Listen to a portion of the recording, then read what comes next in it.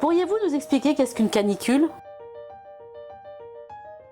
C'est une période prolongée de forte chaleur, diurne ou nocturne, qui peut être accompagnée d'un niveau d'humidité élevé, ce qui va accroître encore la sensation de chaleur.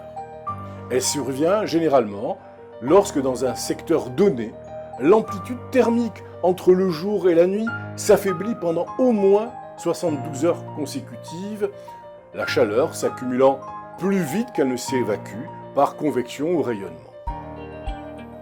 Pour qu'une chaleur excessive soit qualifiée de canicule, il faut que celle-ci égale ou dépasse certains seuils en intensité et en durée.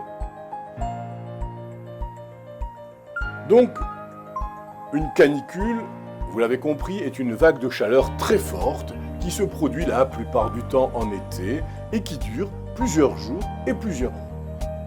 La caractérisation technique d'une canicule est subjective, car elle dépend, bien évidemment, de la sensibilité des populations et donc du lieu où elle se produit.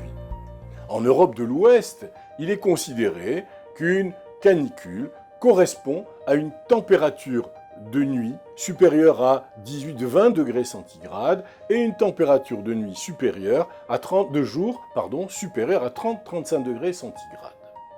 En France, les services météorologiques préviennent qu'il existe un risque de canicule lorsque pendant au moins 3 jours, les températures minimales, en particulier la nuit, sont au-dessus de 20 degrés centigrades et les températures maximales supérieures à 33 degrés centigrades.